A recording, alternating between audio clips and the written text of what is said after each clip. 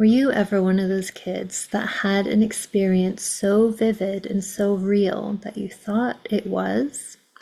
Like standing at the top of your stairs and jumping, only to fly down and land perfectly at the bottom? I was one of those kids that had those experiences all of the time. And I thought it was so real that one day in this reality, I went to the top of my stairs and I jumped. And I did not fly. Instead, I went all the way to the bottom. And I was so confused and I didn't understand why I wasn't flying because I was doing it so regularly in this other state. But my experiences were so vivid and so real, I didn't know the difference between that reality and this reality. That is a lucid dream and or an out-of-body experience. And today, Luigi from the Monroe Institute is going to help us understand the differences between dreams, lucid dreams, out-of-body experiences, astral projection, and even biolocation, being in more than one place at the same time. This interview is mind-blowing, and if you are somebody who has had an experience similar to that, or maybe you would like to have that experience, then make sure you listen all the way through, because Luigi not only tells you his stories and his wisdom from years and years of study and practice, but he is also going to teach you and share with you tips and tools and ideas of how you can reach those levels and have your own otherworldly experiences. So welcome to Project Beyond.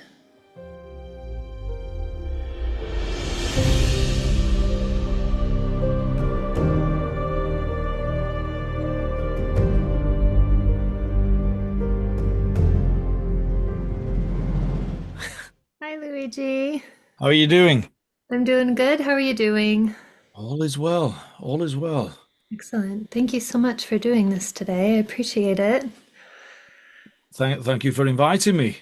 I would love to hear your story about Okay. how you came to be here and all of the amazing work that you've done with Monroe and on your own. I know you do hypnotherapy as well. What what brought you to be this amazing person that you are today? It's not your typical kind of life That's very journey. kind. Flattery will get you everywhere, Emma. Um, oh, where to begin with my story?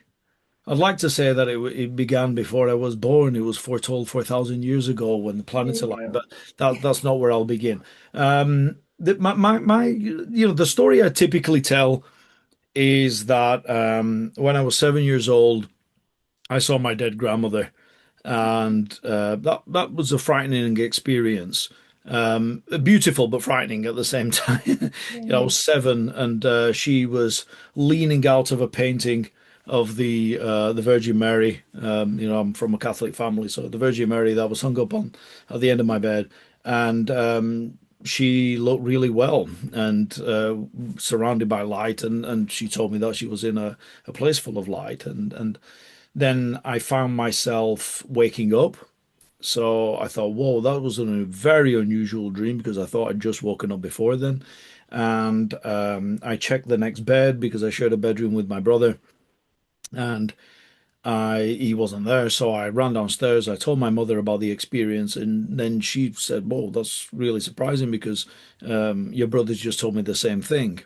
And so Wow. he didn't have my grandma leaning out of the painting, but she was at the foot of the bed, and they had a conversation. And so we'd had kind of a very, very similar experience the same morning, essentially, and told my mother separately. So that got me very curious about these kind of in-between states, especially on the cusp of sort of dreaming, waking up, and thinking that people don't die, they change form, and that there's maybe a mechanism for being able to contact and communicate in those transition periods perhaps, maybe others, I don't know. And I mean, I'm seven. I'm not thinking the mortality questions really. Hmm. And so then from that, I just became curious about, dreams, I'd had a couple of lucid dreams, but they weren't particularly impressive. I mean, I'd fly down the stairs or, just fly around like a balloon, just floating off, and I just didn't think much of it. I remember speaking about my experience with my grandma to some people, and then they looked at me like I had three heads, so I stopped talking about it. Uh, I remember addressing a priest who visited the school once, and I asked him, what do you do when, um, you get a visitation from somebody who's died? And he was like, Don't do that." And I Wow. was like, "Okay." I don't know what I did, So it's like, "Don't do that, Mom." Okay. But at least it wasn't like, as almost dismissive as that was, it wasn't something that said it wasn't possible. It was Mm, just don't do it. So right. don't bother dead people. But don't contact them either. Don't contact them. Don't initiate and leave them alone. But they do continue. So I thought, okay, well that's interesting. And my parents are Catholic, and yet there was always this kind of interest in spirituality, but more so from my mother than my dad. Mm, But it was my dad who, he was a colleague of his at the time who was completely blown away by some communication that he'd had through a medium, totally by accident, or synchronicity, but accident according to him, and he didn't know who to talk to about that. And so my dad was very surprised by this. He was like, "Hold on a minute, here's somebody who's very grounded and serious and trustworthy, saying that he'd made communication with family members who died, mhm. and totally unexpectedly." And so that led to an interest in spiritualism. And sometimes my parents would visit spiritualist churches or a particular medium, and with varying degrees of quality and success. I mean, some were essentially doing cold reading, but there were some that were exceptional. One in particular, this one that was referred to, was he came back with Italian nicknames. So it's not like you just say, okay, Wow. Mario Luigi. I mean, Right. no offense to my own name here, but it's quite a common name in Italy. But like when you're picking up, nicknames and more unusual Italian names, Hmm. and we're talking at a time, where it wasn't so easy to find back. I mean, okay, you could get private investigators and so on, I suppose, but to really do that would have been really difficult. I mean, if I'm using Occam's razor here, the most obvious thing is that they were communicating with something else, Right. and what one of the things that really impressed my dad once, he was talking with this particular medium, and the medium had said, something about a watch that he'd handed over, to him, and he said, "What happened to the watch?" And my dad thought of a particular watch that he said, "Oh, right, no, my brother has it," and the medium answered, "No, no, no, he's not talking about the pocket watch or something. He's talking about the Tissot watch with the brown strap." My dad had completely forgotten about that. Wow. It was such a huge hit. So if telepathy was the mechanism, for instance, I mean, let's just assume another miracle, right? So Mhm. let's assume that telepathy was being used by the medium. Then why pick up on something? Why not go with the pocket watch or whatever that was, and go with the brown strapped watch? Right. Actually what his father was communicating in that particular session.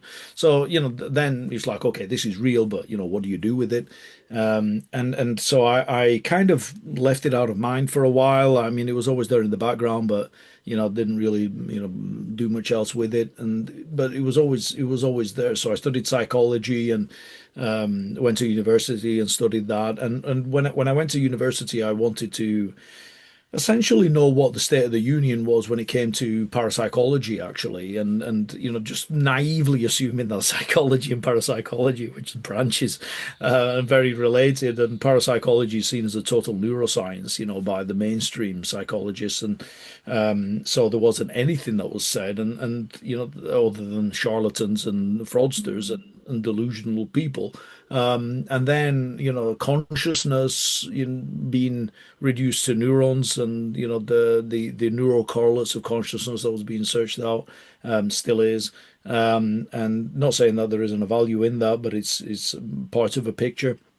And so consciousness was a byproduct of the brain function, so epiphenomenal, and that's about as far as it went. So there wasn't really anything there that I was resonating with. But it was at university that I came across hypnosis in a pretty big way, and started to do a lot of it.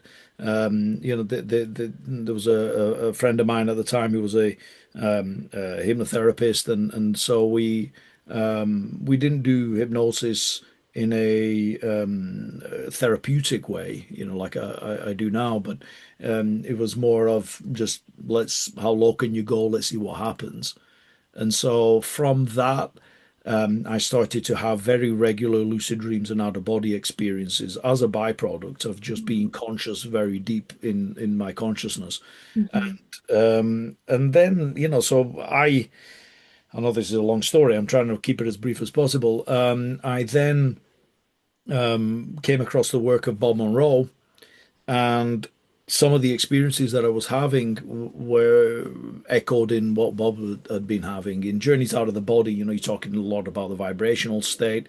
I'd never heard of that before, or a description of it, and Mhm. yet there I was in my university flat having the vibrational state, feeling like a train was going through me. I mean, it was an incredibly violent experience, cool as well. Mhm. But it was like it just totally startled me, came out of nowhere, and it was just shaking me. I think, what the heck's going on here? But I knew it was a non-physical experience, because it didn't feel like an earthquake. It wasn't a rumble. I mean, I was being bounced side to side sometimes in my room. So I thought, okay, yeah, that isn't physical. Otherwise, I'd smash all my ribs or whatever. But then they'd subside, and then I'd be out of body. And not that they would subside necessarily. I'd stop noticing them, and I was already out of body. And then I'd be out of body, usually at about 3 or 4 in the morning. So I'd have slept for 3 sleep cycles, so 4.5 hours, something like that, and then I'd be out of body, and at 3 or 4 in the morning, even with students, you don't see much activity.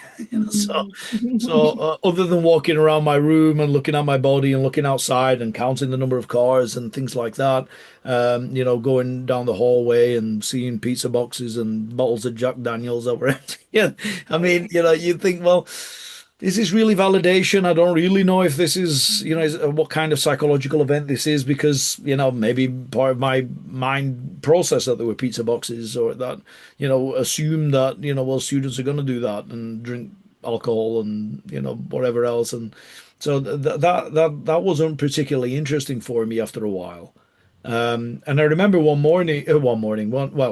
3 in the morning, just hearing some commotion outside, and I went to the window and I saw a fox, scavenging in some bins, and I thought, whoa, okay, that's something I can validate. And I went back to my body and I went to the window, and sure enough, there was a fox there rummaging away, and I thought, Wow. oh, okay. And then you turn around to high five somebody, and everyone's asleep. I was like, oh well, that's interesting. But I mean, it was awesome. But and so then I was calling out for guides, and because then I started reading some of the books, and nothing. Calling for deceased relatives or anybody who could come, and nothing. Um, Interesting. so I thought, okay, well, maybe they're just busy with other things. I mean, I don't know. So I thought, well, what do you do with this? And so I started going through walls and flying around and doing all the kinds of stuff that people normally do with out of body experiences. And I accidentally then found myself in a dream consciously. And I'd had some lucid dreams, but I'd not gone from the out of body state into the lucid dream. So that was the first time I did it. And from that space, I thought this place looks a lot more interesting, actually, because here I am in a situated reality which is my unconscious, and so then it was teeming with life. There were dream characters, there were environments, there were things that I could interrogate and become and play around with. So I got a lot more interested in lucid dreaming from the out of body state. Wow. So that was really then my main practice. And then I played around with lucid dreams for a long while. I mean, I say a long while, maybe 6 months solid. And then I thought again, what else do you do with this? And I read the books of Stephen LaBerge and then that was fine, but I was like, well, I'm already having lucid dreams, so I'm not really sure what this is teaching me. And then I came across the Tibetan Yogas of Dream and Sleep by Tenzin Wangyal Rinpoche. And I thought, what's this dream yoga? And so I read that, and like partway through, I thought, okay, well, I've done everything that you told me here, so I know what you're talking about. But then he starts talking about clear light dreaming. And that, when I read the description of that, I thought, I haven't experienced that. I don't know what you're talking about. And that opened up another chapter then in how I practice. So then, roll forward a little bit. I finished university. I want to go to the Monroe Institute because, Bob Monroe's books were pretty inspirational to me. And I first went to do my gateway in Spain because the trainer at the time, Carol Sabic, she was running programs in Spain and had been for many years. And then the year after, I went to Monroe campus in Virginia, which is where I did my guidelines program. And after that, I mean, I was hooked. I was like, I had such remarkable experiences, and I thought, why isn't everybody doing this? Right. And then it coming back to England, I was like, why isn't this in England? You know, it's in English. Like, why is it not happening? So, and I sat on that for a while. I mean, really, I was hoping that something would come and nothing did. And so then my own guidance was, well, why don't you do it? And I kind of brushed it off for a while. And then eventually, it won. I was Mhm. like, oh, okay, I've got to do it. So I trained up to be a trainer and then became a trainer in 2010 and have been a trainer ever since. And, then developed other uh, connections into the Institute. But yeah, that's kind of the story in a nutshell. Um, Wow. but yeah, there was just one synchronistic thing that kind of led to another as well. Mhm. Yeah, that's amazing.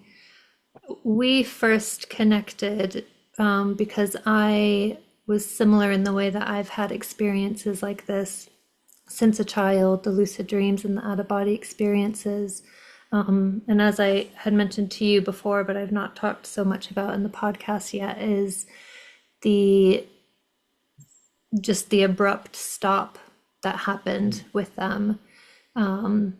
I was having out of body experiences. I mean, I don't have any memories of not having them. Like they were just as far back as I can remember, all the way through my childhood, my teen years, my 20s. And they were so profound and intense, but that was like my level of normal. And I was having lucid dreams as well, and these other weird experiences. And so when everything just kind of like muted or stopped or got buried or whatever happened, I felt like I just went crippled, like I had broke Yeah. somehow because I was so used to being connected to this entire worlds, like a whole system of worlds, and to have that just like completely closed off was really, really difficult for me. Yeah. And um, I want to jump back before I forget real quick because something that you've said that I've also connected with is you said when you were starting to have these experiences, you were calling on your guides and nothing was coming. I've been doing that for years. Like, I just want to meet my guides. Where are you? Like, come to me in my dreams, come to like somehow, and nothing is coming, nothing's coming. And I've never heard someone else say that before. So can you like what happened with that? Did you end up connecting with them? Did you kind I, of just let it go? Yeah, well, I took the pressure off, I mean, I kind of keep getting this repeated message of just do it yourself. Hmm. Um, so, I mean, even that kind of asking for wanting trainers to show up in the UK and not happening is a call for guides and it not happening. So, I'm well aware of a particular pattern of do it yourself. And, what I've come to realize with guidance is that it's always an implication. It's a suggestion to you. It's a way of helping you to grow at some point.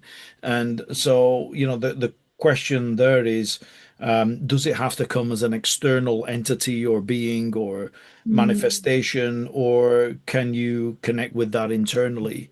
And I ended up with a kind of both. Um, when I went into my lucid dreams, I ended up connecting with a particular character that um, wouldn't name himself, but kind of looked like a different version of me.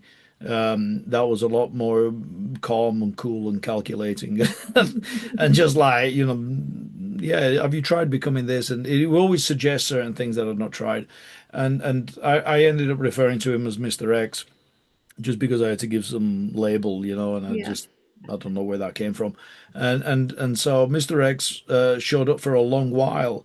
Until then, I found that I was kind of starting to depend on him a little bit too much, and he basically said, as a dream character or whatever he was, that I'm going to have to kind of like just become a little bit more backstage.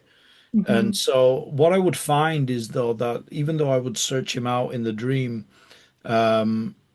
wouldn't be able to find him, but I'd suddenly get like an idea of something to explore. So it Right. became more of like, my own impulses and my own intuition was Mm. starting to become heightened. You've not tried this before, go and give that a go. Or, there's this particular difficult relationship that might be going on. So have you tried thinking about, how that other person's receiving the message that you're giving? And so like perspective shifting and so on. So I started to really play with form in dreams out of that. And what I found with that was that actually, if you want to create, if you want guidance, create one. Create a guide of some kind. Ultimately, it's an interface. So it's how does my consciousness interface with intuition? How does it in a trustworthy way? And I was thinking, yeah, maybe that is part of my kind of background in that not particularly trusting authority too much. Coming out of like a religious family. I mean, not coming out of it, I'm still embedded in it. But coming out of religious thinking, like hold on a minute, you delegate a lot to a higher power in a religion. That's really not knocking it. I mean, there's great value in a lot of the teachings in pretty much every religion.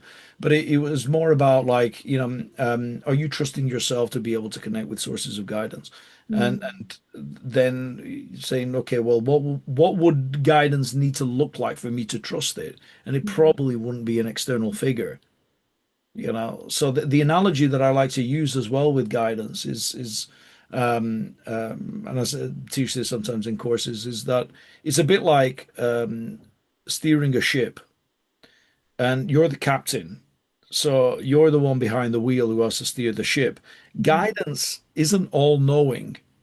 It's maybe suggesting from the crow's nest, where the shallow water is and where the deep water, where the land is, what weather front's going to come. So it has the broadest perspective. Right. And what tends to happen when we're looking for external guides is that we delegate to the Hmm. crow's nest and say, can you steer the ship from there because you have a better view? Mm. And that's not its job. Right. Guidance is to, say, hey, watch out for this, or you're spending too much time over here, or maybe you might want to explore some other things. And it's not that the other things that you explore are necessarily better. So sometimes people follow that and think, well, what was that about? My guidance was very clear about exploring something else. Well, you just didn't know that bit yet. So guidance is saying, try something else. Right. But you've got to be steering the ship. And when we take our hands off the wheel and we purely try to delegate to the crow's nest, then usually that's when guidance sort of withdraws a little bit and says, "Hold on a minute, this is interfering with your development in some way. You're not trusting yourself and building a skill. You're actually surrendering, and not in the the going with the flow surrender. I mean, Yeah. like literally doing nothing surrender, which is not the Yep. same." Yep. Yep. I'm getting some truth goosebumps right now. Yeah. So Oh, that was a big lesson for me, and I got that very early on. I was very fortunate to have that. I mean, I'm yeah. having these experiences at the age of 18, 19, I mean, when I first went to Monroe Institute, I might have been what, 22 or something like that. So I know that I'm in a very fortunate position to have done that, and now I'm 42, so I've been doing this stuff for over half my life, and it's just become a natural part of just leaning into a sort of an inner compass rather than an external figure. Right. And that's really, where I think that it's more about, if I need to just get some other perspective, then I'll just go to any dream character and just ask a question. Because Right. why does it need to be, Gandalf? No offense to Mhm. Gandalf, but why does it need to be Gandalf? I mean, literally any other character in your head is connected to your unconscious. I mean, so you could just stop anybody in a street in a dream and ask them the question, Mhm. whatever it is, and it might be useful. Sometimes it isn't, but Right. you're just making that information available to you. Yep. I I think it was after we first spoke, I started hearing three knocks. I don't know if I've told you this or not. I was being woken up in the night by three knocks, and it Okay. was happening every night. And I'm just Hmm. like, what is going on? I'd jump out of bed, check the doors, nobody's at the door. It was just again and again and again, and it was loud. Hmm. And so finally, I was doing some of the meditations in the Monroe app. It might have been your lucid dream one. And I got into a lucid dream and I was flying, and there was like five people in this big, beautiful house. I was like kind of flying through the house because it was so massive. And there was this Yorkshireman, and I'm like, I'm gonna go ask him who's knocking, like what is going on, who's making this knocking sound. And so I like fly down to him and I ask him, and he's just like, you already know, it's your intuition, just open the door already. And I'm just like, what? How do I do that? And after that it stopped. I'm like, okay, did I open the door? Did I get bored and walk away? What happened? But actually, I mentioned this in another interview I was recording 2 days ago. And then last night, I was woke up again by the three knocks. All I'm like, right. something is happening, but then how? So I keep trying to have these lucid dreams or out of body experiences where I can control the experience and go find that door and open it or figure out what needs to be happening. But I can't seem to purposefully put myself in a lucid dream or an Mhm. out of body experience, which has always been my issue because all of my experiences, even though they were sometimes on a nightly basis for years on end, they were always spontaneous. I Wow. never controlled where I was going, when I was going, who I was seeing, what I was seeing, what I was experiencing, though they were still more real than like this real physical life. I didn't have control of it. So how can I have more control? Give me some tips. Well, the so there's sometimes a progression, but it actually can. How do I phrase this? Okay, let me start with a warning. Be careful what you wish for. Um, why? Because you'll see this in all the forums about dream control, and it's more like a dance. So you control your awareness within the dream. Hmm. That's the goal. Right. If you control the dream environment, then be careful because you can suffocate the dream. Mm. And so it really does depend on how you offer a suggestion to the dream about this is what I would like to explore and this is what I would like to know more about. And Okay. so I seed the dream with an intention. But if you've got a better idea, I'm all ears. Mm. Eyes, Right. other Okay. senses. Yeah. Because I've had the situation where I've exquisitely controlled every element of the dream as if it was a video game. Hmm. Full God mode ability. Right. That becomes incredibly boring almost instantly because you quickly realize that you're playing on your own. Mm. The bit that we really enjoy is the interaction, the Right. connection. Yep. And so, when what I like to do is actually talk to the dream. When I become lucid in a dream, I'll usually start with, well, I had a dream plan because I like to have dream plans. I mean, even in the app, if you go to Dream Sanctuary, for instance, there's an invitation to have a dream plan and so Mm. on.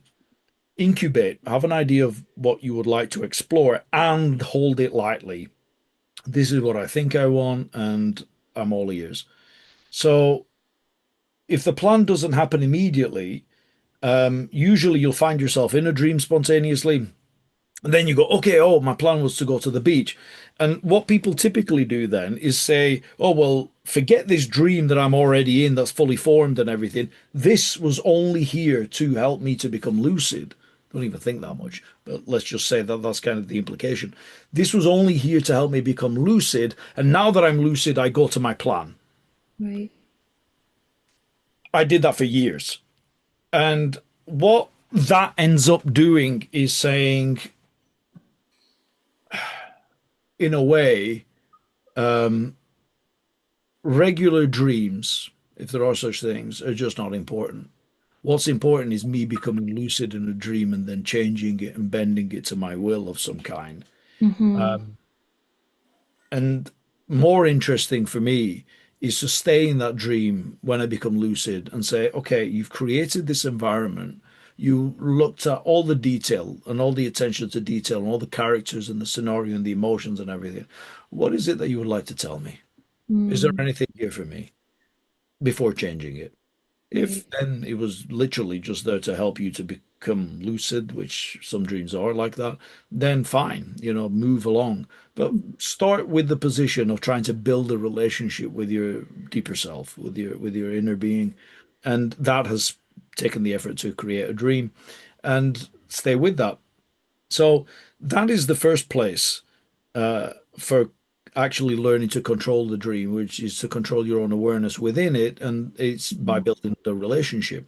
And then there's something that I like to do, which is it speaks to that kind of creating a dream helper when you're wanting to ask questions. You create the guide. Well, you can create a helper that helps you to become lucid. Mm. Why not? There's some part of your unconscious that absolutely knows what a dream is and what isn't, because it Right. waits for you to go into a coma every night before it starts to generate her. Yep. So, that bit, you're calling on that and saying, what you're doing in here in the background is awesome. It's stuff that, I can't even imagine Hmm. consciously, but unconsciously I can. So Right. you're creating worlds and show me what you're doing. Hmm. Help me to become conscious within that. Now, don't be surprised if some part of your unconscious says, why the heck do you want to become conscious in here? And if you take the relationship, well, I know better than you because I'm just going to wait until I'm conscious in the dream and then I can use this constructively, then it may or may not work. Mm. The better attitude, I think, is to build a relationship and say, well, I'm here to help because I'm the conscious mind in this physical reality. And so if there's anything that you're working on in the background that you need me for, then show me what it is that you're working on, and then maybe I'll be more useful in the waking state, Right. Oh, you know? wow. Yeah. So then there's greater alignment between conscious and unconscious. And this is, then it puts you on a particularly different path, and your dreams might change in their nature. You get more insight dreams, for instance, because Mm. now your unconscious has a conscious observer that's useful. Right. And so this is, how you start to build the control element again. So it's not about trying to just have because, I work as a psychotherapist and I teach people to become psychotherapists as part of a pathway. I'm not the only one. I'm part of a team, and we cover all kinds of things. Different modalities of psychotherapies and so on. But when it comes to sleep and dreaming and so on, then I teach a CPD course, and people can learn more about it that way. And um, people want to know what dreams mean, and they want to go into interpretation, but the interpretation is always based on the individual and how they're interacting with the symbols and the emotions and everything else. Mhm. So that's the first thing. You have to be a lot more person-centered in the interpretation of dreams than maybe a lot of dream dictionaries are. Um, the person needs to be in the driving seat in the interpretation. But the way I am describing it here is that they're doing the interpretation in real time. Rather than doing everything on the outside. What was that dream about? You Right. ask the question while you're in it, what are you showing me? And you're building that muscle, that Mm. that helps you to build that connection bridge. Right. And so most dreams are not for the conscious mind. They are the unconscious's mode of processing. It's Mhm. saying this is the information that came in today, and what did that mean? How does that relate to my autobiographical memory, things that have happened in the past, and how does that help me then to predict the future better? Right. Because most of what your brain's trying to do is predict, so that you can survive and reproduce essentially as a mechanism. But that's not the only thing that it's doing. But that's why it has so much effort and capability geared towards prediction. Right. Can I do life better tomorrow based on what came in today compared to yesterday? Right. So that mechanism does not require a conscious mind to interpret. But when when the unconscious knows that there's a conscious observer that is useful, and I add usefulness here, not in a judgmental way, but in the sense of some people like to collect dreams and understand what their symbols are, but then don't do anything with the messages. So Mm. limited use. Right. Yeah. If Right. you then take the messages of the dream after you've unpacked them and you do something different in physical reality, that adds more data to the unconscious, and therefore it says, "Oh, this conscious observer dude is pretty useful because we didn't know this and now we do." So Right. it helps to resolve maybe something in the background, and that doesn't I mean, obviously, nightmares are a great example of something that's unresolved in the psyche and doesn't have enough data to resolve. So it needs Mm. the conscious mind then to go and find new information out or try to do something new. But there's lots of dreams that are incomplete in some way, Mm. and there's an urge to complete, and so it's like, well, how do we resolve this tension in some way? If the Mhm. conscious mind becomes an ally of the unconscious and works with it, then dreams will take on a different quality typically. So they become Right. less of the dross of the day and then more into the kind of hyper associative sort of insightful types of dreaming. Mhm. The other thing is that um, as a psychotherapist, sometimes I work with people who have too many lucid dreams or too many out of body experiences. And so the question there is often, what is the motivation there? Right. When it's an automatic process, then you don't have control. Yep. You've not learned how to do it. It's just happening to you, and therefore you're responding. So it's a reactive system, which is okay, but it's still a reactive system. And Yep. some people, for whatever reason, whether it's past traumas or difficulties, use it as a mechanism for escape, which is very useful as a mechanism. But Mhm. then when there's no longer a need to do that, then the associative route takes hold and says, okay, that dissociative route was very useful. It stops you from going mad and experiencing real difficulty in your daily life. Now that that's passed, now you can start to enjoy being in physical reality more. And therefore, maybe some of those experiences start to taper off a little bit Mm. because you know that, and that's Mm. safe and that's okay. Now get to know this and build the safety in this reality. So Right. it really does depend on what else is going on around you in your life at that time and so Yep. on. excitement can drive it for some time, but then after a while, it's like, okay, what do I do with this?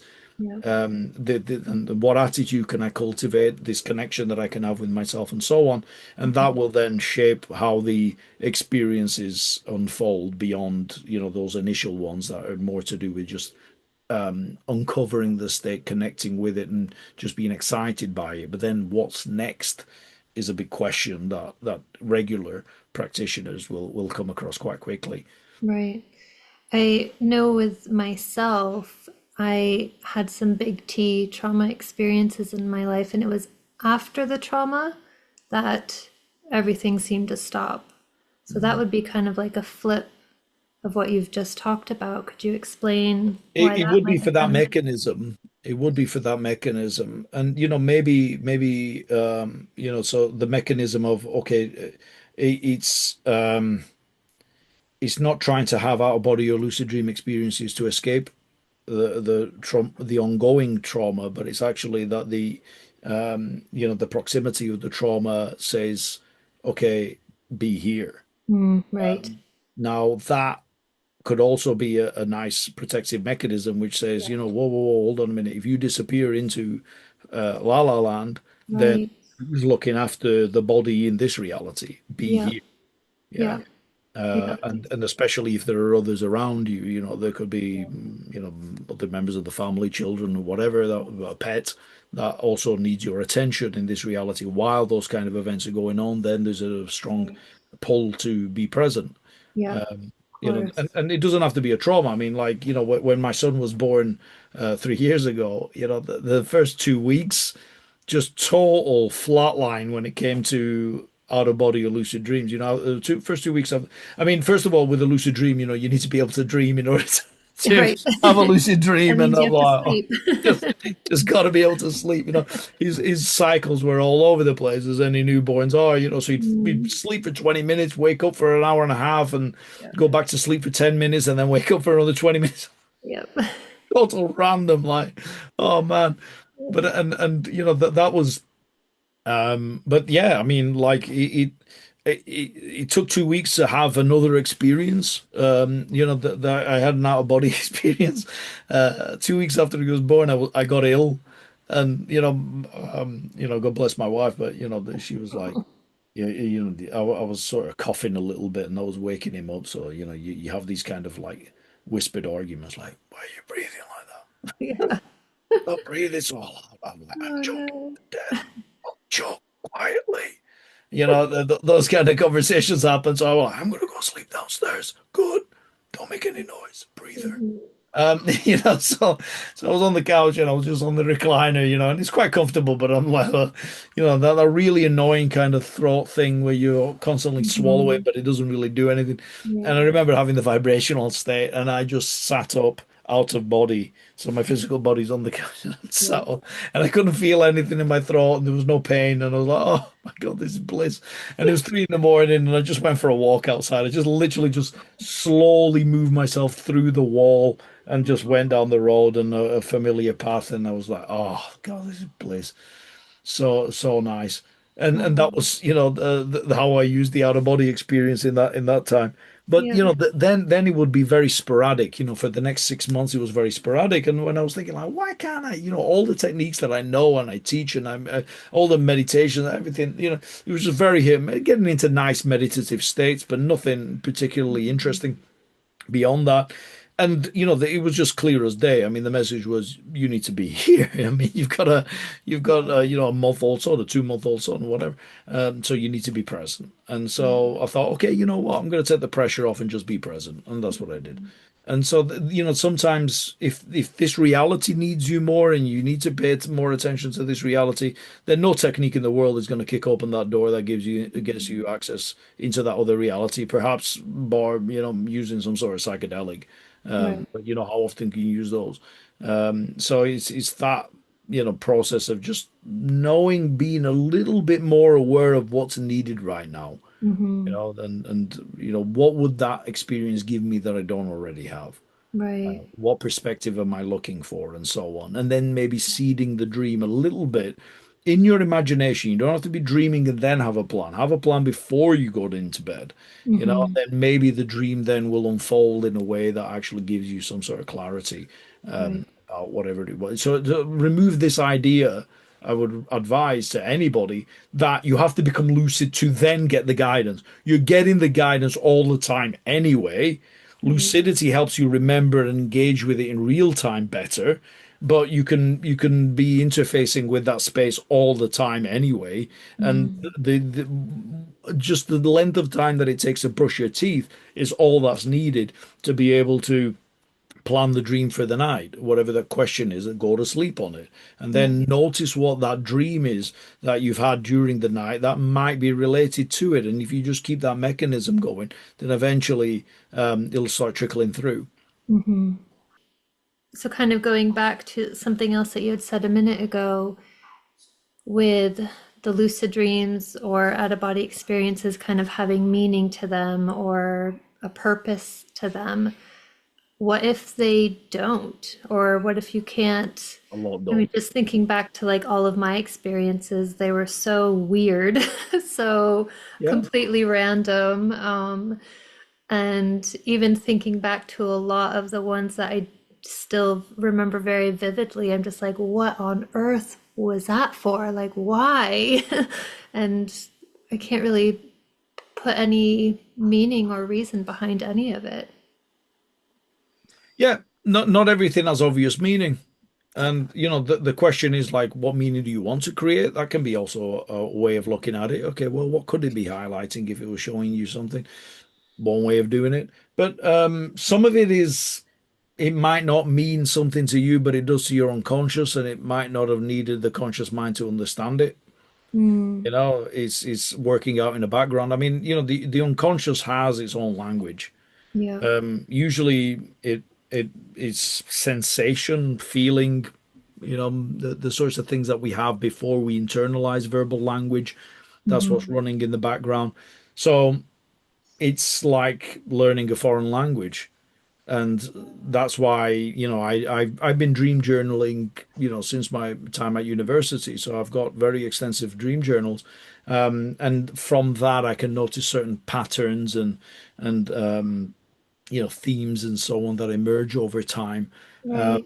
and that can be enough, in terms of like if you take a dream in isolation, it might not mean so much, but if you notice it as a progression, then Mm, you need to have logged several dreams in order to notice a movement. right. So this is also, to the randomness, it's not particular. I mean, if you look at how dreams are usually flowing, they might have maybe some chaotic messages and scenery and Mhm. presentations. Um, but if you've ever had a regular alarm, for instance, you'll know that lots of dreams just resolve themselves just before your alarm goes off. Mm, So there's right. some parts of you that is an exquisite timekeeper that knows exactly how to build the whole narrative so that it ends with the alarm. Right. So that isn't random. Yeah. That's that's some super duper Mhm. an exquisite timekeeping and choreography Mhm. to resolve in such a crescendo of the alarm going off. I mean, that's just Right. so that when we think that something is random, we also have to be aware, okay, well, I'm coming at it from a limited consciousness, which is Mm. what we associate with typically as the conscious mind. But there's a lot going on. Just because we don't understand it doesn't mean it's random. Mhm. Can you explain the difference between a lucid dream and an out-of-body experience? Yes. Phenomenologically, they're different, but there are overlapping features. So, the out of body experience typically has a core feature, if you take the classic out of body experience, which is that there's some sort of sensation of separating so a sensation of separating from the physical body and then occupying a different vantage point in the room of close proximity to the physical body, maybe even seeing the physical body led in the bed, and then flying out the window. Mhm. And there's usually less control of the environment, less ability to manipulate the environment. So I can go through walls in and out of body, and I might be able to, change location quickly. But I can't maybe pick something up or change night into day or something like that. Hmm. So it's as you would be in this reality, but in another one. Right. It's if I'm in this room, yeah, I'm in this room. Maybe the light's a little bit different, the shading's off or whatever, but otherwise everything's located where it is, Hmm. and I can't manipulate that. Right. The lucid dream has far more fantasy elements attached to it, a lot more manipulation possible. That obviously includes my ability to change form and fly and move through walls in the same way that I would probably be able to do in an out of body experience. But I'm interacting within my own psyche. Mm. And so, in terms of territory, and my body energy feels different. So my physical body has a particular sensation to it and feeling and weight and shape.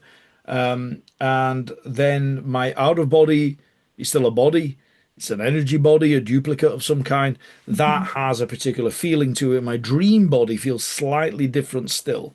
Yep. So it's a way of just kind of calibrating, where you are, that you're in these kind of different bodies, and you can go Right. beyond those as well. And so when I um, when I'm out of body as well, and this is just personally, I'm not typically visual straight away. Um, you're not seeing optically anyway, but it's I don't have immediate color vision. And Mm. so I've got like this synesthetic, blended sensing is going on between my vision and my felt sense, my touch. So I know where everything is, but it's not visual. It's kind of like this dark but outlined kind of presentation. So I don't bump into anything, but I can touch objects at a distance. I Hmm. just know what everything feels like, and I even know what color it would be. Right. So if I'm actually describing it, I can describe the color, but it wasn't color vision. Right. Um, I've not come across that description very often, but I did come across one paper, I think about 6 months ago, maybe longer, where somebody described exactly what I was experiencing. I thought, yeah, you nailed it. That's Wow. how I perceive. In the lucid dream, it's indistinguishable from this reality, pretty much. Maybe Yep. the lighting's a little bit off, but it's very much visual, Hmm. embodied.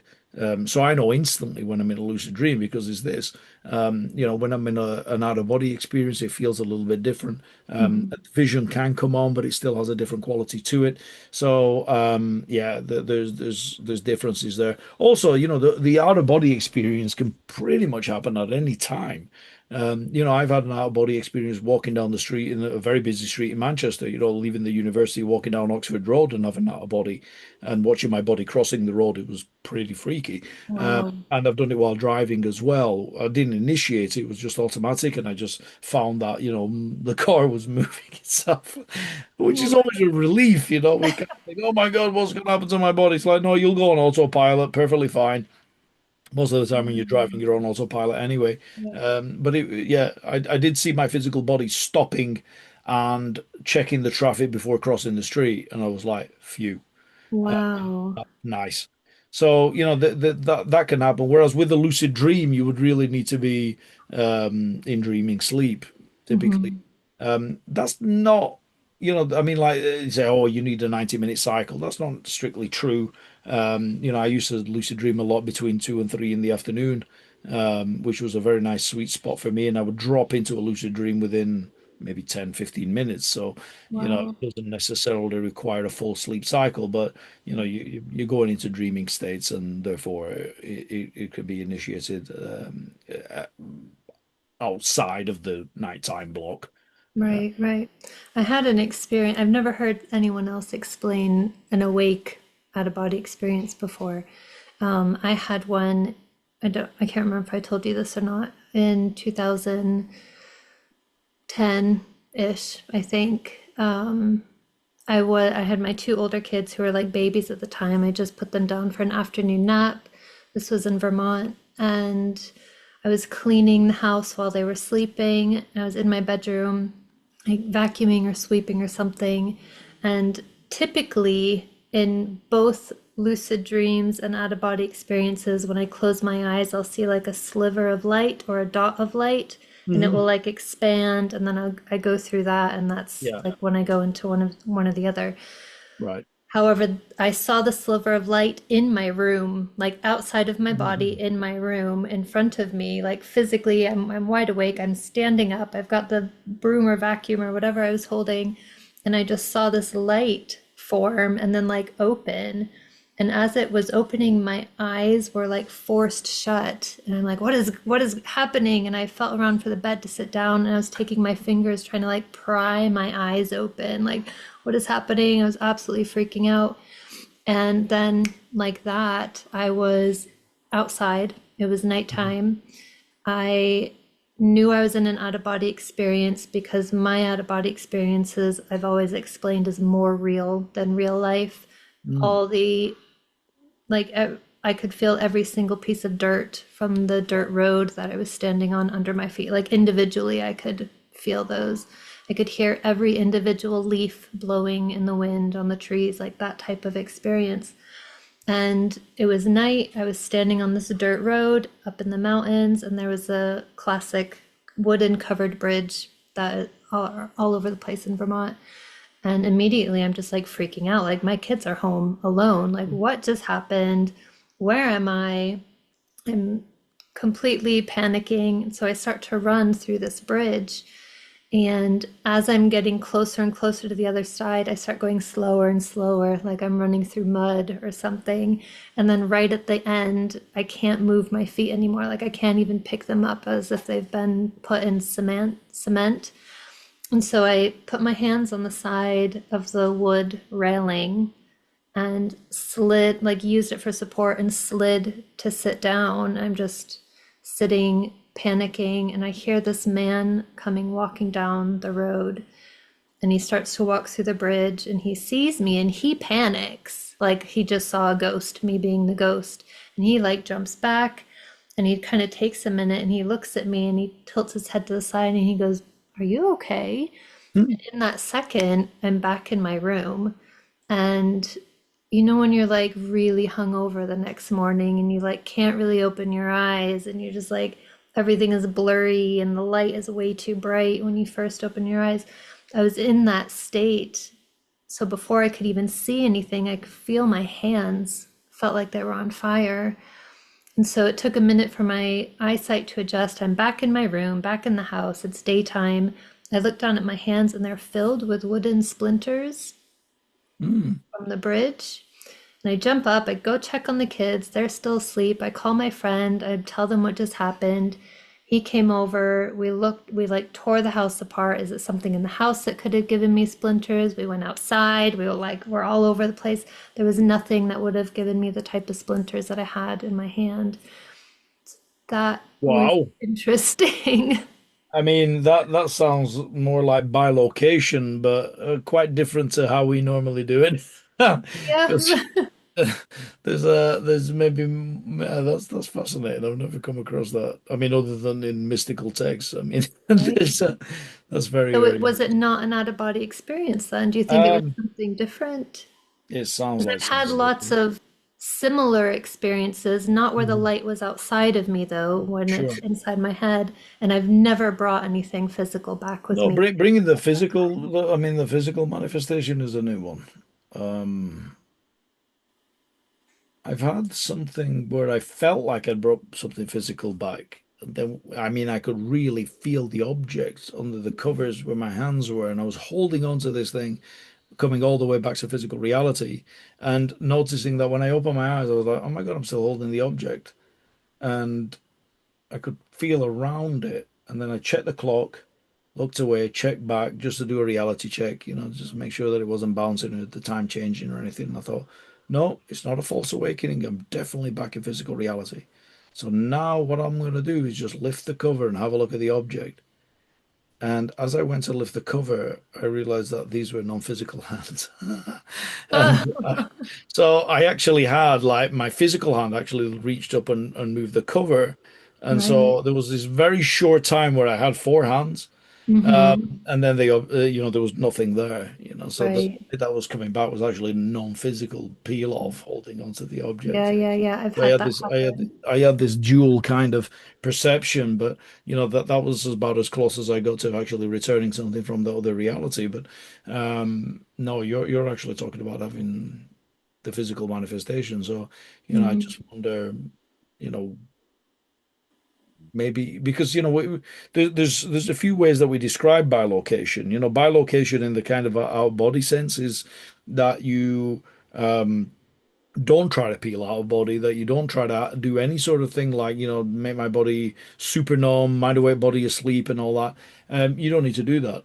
right. What you do is you just tell yourself another body story somewhere else and you're instantly there. Mm, Bob Monroe basically came across that technique. He called it the quick switch method.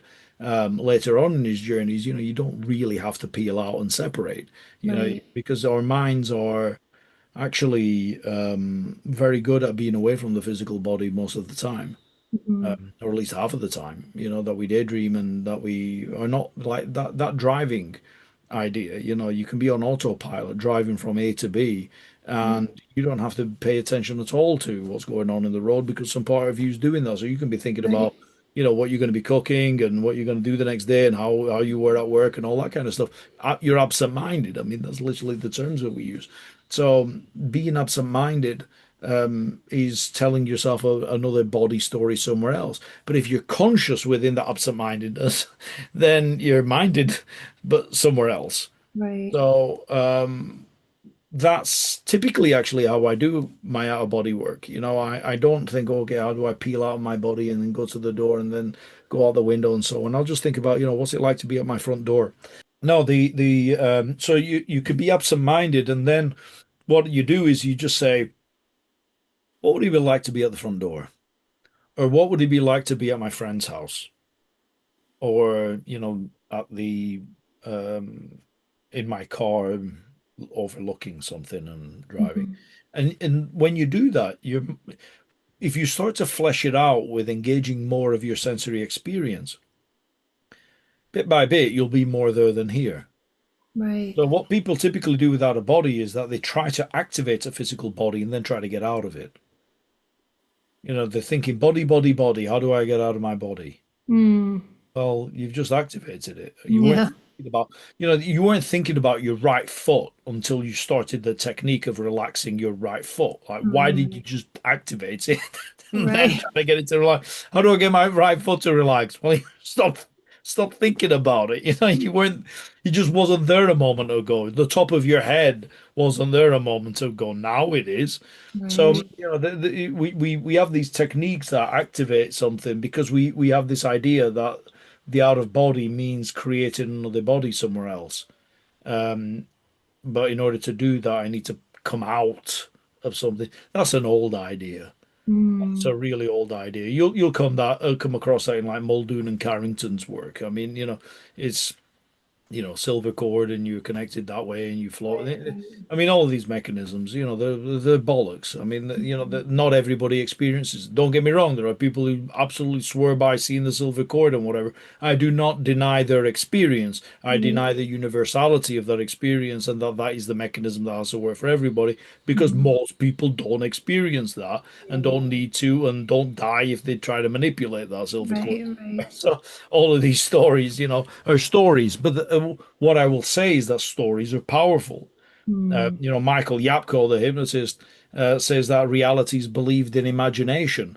So which reality are you believing in moment by moment? Because that is imagination. And so where do you want to engage your imagination to maybe create a different reality somewhere else? mm, And you can do that in a dissociative way. You can do it in an associative way, where you associate with a greater part of yourself that includes this reality, but is more expanded and more mhm. inclusive of other parts of yourself at the same time. So at Monroe, we're not talking about just having out of body experiences. We're talking about expanding your awareness within consciousness. Mhm. And so this is, it includes more. You think you're your physical body. You are more than your physical body is the first line of the affirmation that Bob Monroe came up with. That Yeah. doesn't mean you're not your physical body. It just means that you're not only the story of your physical body. You've got one, but you're not, your identity isn't reduced to that. And Hmm. so how else can you expand the self-concept beyond the story of the physical body, Right. maybe over-identified with? You know, so it isn't about replacing one body with another, because that isn't actually our body. Right. You know, that's just substitute body. Uh, Hmm. we'll come up with a better term. But you know, it's for me that isn't the goal. You know, it isn't about substituting one reality for another either. It's Hmm. about, you know, how can I gain a broader perspective that can um, really inform my lived experience in whichever reality I find myself. Right. Maybe. At least that's what I'm playing with. Yeah.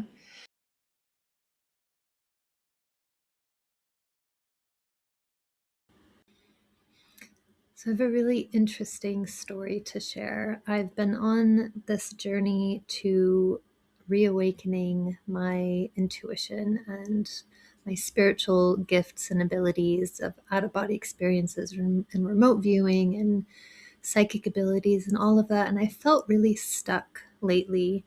And a few months ago, I was laying in bed, kind of in that like in between sleep awake state. And I had this download of information of our bodies are like batteries, and I need to drink more water. I already drink a lot of water, but the water that I'm drinking is dehydrating me. I needed something with more salts and minerals in it. And it was really interesting because that day, or maybe it was the next day, I saw a video on like TikTok or something where somebody was sharing something about needing to get more salts and minerals. And we do Celtic sea salt every single day. We add minerals to our foods and supplements and stuff, but I still wasn't getting enough hydration. So I was having this download like, you're doing the right things, but it's not enough. You need more hydration, you need more electrolytes in your body.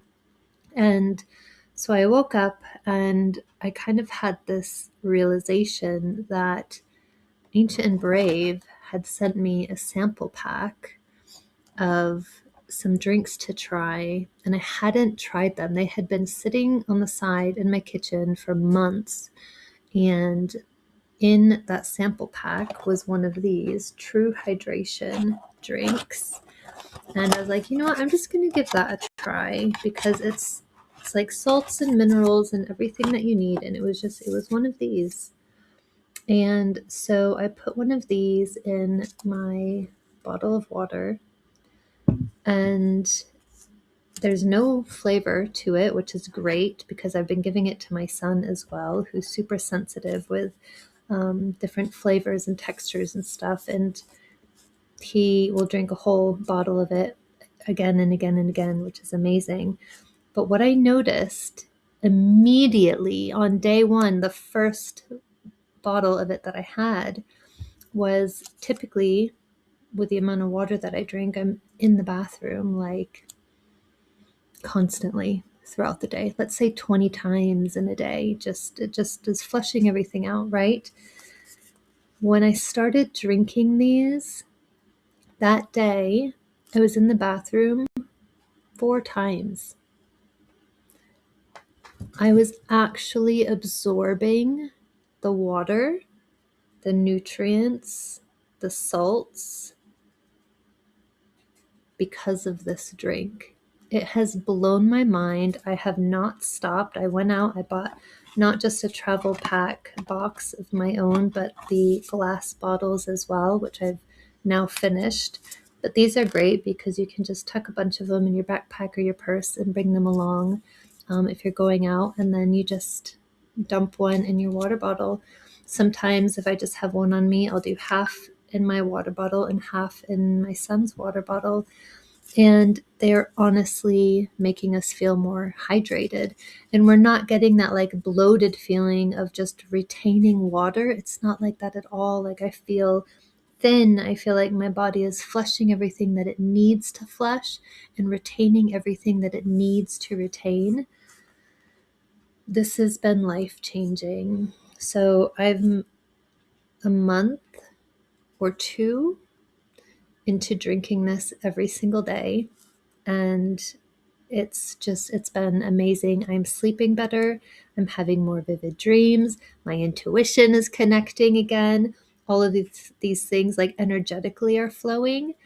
And I honestly believe it's because that battery within me is getting what it needs, those electrolytes that it needs because of this. So if you're somebody who just feels like you need to be more hydrated or wants to reactivate that battery within you to help you reactivate those spiritual gifts, you need true hydration from Ancient and Brave. And if you buy this today with my link below this video and use the code Emma Elizabeth, you will get 20% off your first order. So go give it a try. It's absolutely amazing. It's changing my life. It's changing my son's life. It's been excellent. So enjoy.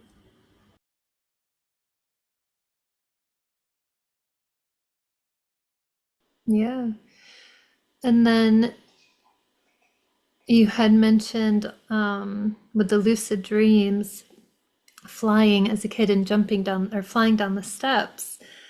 I did the same thing as a kid. I remember a whole like years and years of my life learning how to fly, and it started by standing at the top of my stairs and jumping down and just kind of like coasting down and then Yeah, that's landing at the right. That's how we bottom. would do it. Yeah, yeah, yeah, yeah. And it was so real because Mhm. lucid dreams they feel as real as this physical life that I went to the top of my steps one day and said, I'm going to fly today. And I jumped and I just went brrr, all the way to the bottom. Okay. And I was so confused. I'm like, why is this not working? Like, I do this all the time. Mm. And I didn't, like, there was no, my experiences were so profound and so real. I was just completely like, what happened? Did I lose my ability? But then I did it again the next night, Okay. and then I'd find myself like outside and I could run really fast and jump and kind of like coast for a little bit and then Yeah. come back down, and then it would just progress. Like I could jump higher and then just kind of like coast and then come back down, and then I could like fly, but eventually I would lose momentum, and then like now I can fly and like carry heavy things or people with me, and like there's no limits to it. But it was a whole lifetime of learning how to like progressively fly. Yeah. Yeah, I think that's connected to a sense of safety as well. I mean, I remember one of the first lucid dreams that I had. I was at my old house and, in my old bedroom, that's where I started out. And for many years, that's where I would start. Mhm. And I went outside and it was a beautiful sunny day, but it's not exactly the most, amazing looking town that I used to live in. So, I'm thinking, well, this isn't the most, so I thought, oh, I'll fly. And I literally lifted about 3 foot off the ground and I sat in this lotus position. By the way, I can't sit in a lotus position. I'll break every bone in my body. But in the dream I could because my dream body was super flexible. So I Yeah. sat in this lotus position. I don't even know why I did that. But I was then flying like 3 foot off the ground, just like down the street. So I didn't land, but I was like, why can't I go any higher? It was just really weird. I thought, if that happened in physical reality, I mean, it would be miraculous and also dumb at the same time. It's like, what's up with this guy? Why is he just floating like 3 foot off the ground? Like, go fly, do it properly. And I just remember that it was just this kind of like, do I really want to get too high and so on? Uh, Mm. and then eventually I just thought, yeah, whatever. I remember having one dream actually that I think really cemented it because the first part of the dream was a regular dream, and I was stood on top of a massive waterfall, and I remember leaping off it and just the terror of it, but also like that's what we were all doing, and I don't know who we were. And just before I hit the water at the bottom, I was back up at the top of the waterfall again, but this time I was lucid. And I remember looking down and thinking, It was an unbelievable sight. This kind of rolling kind of jungle scene, and it was awesome. And I leapt and flew. and I thought, well, I don't really fancy jumping off this and just smashing into the water at the bottom, so I just flew and I flew over this, and that was really, for me, a nice watershed, literally, um, moment of just, having terrific speed and direction in flight. It wasn't this kind of like wimpy, I'm gonna go up a hill. I did Right. that several times. I'd make devices in the dream like jetpacks and wings and just all these things and go to the top of a hill and just try to jump off and get the height going and just trying all kinds of things because setting off from the ground up didn't seem natural. I couldn't seem to Mm. get the momentum. I'd float up a little bit and then come back down. But that after that the waterfall dream, it became a heck of a lot easier. But then the other thing would be like, thinking about what would it be like to be at the top of that building, and I'd just teleport, and then from there I would fly. So something like that. Oh, nice. It seems like a lot of people have these flying experiences. Is Yeah, there a reason that anyone's figured out, or it's just no. kind of, I think it's just because it's fun. I mean, we end up in this expansive, playful nature, and like, what can't we do in this reality? That would be awesome to do. Well, let's go fly. right, Yeah, probably about 80% of lucid dreamers in the first instance fly.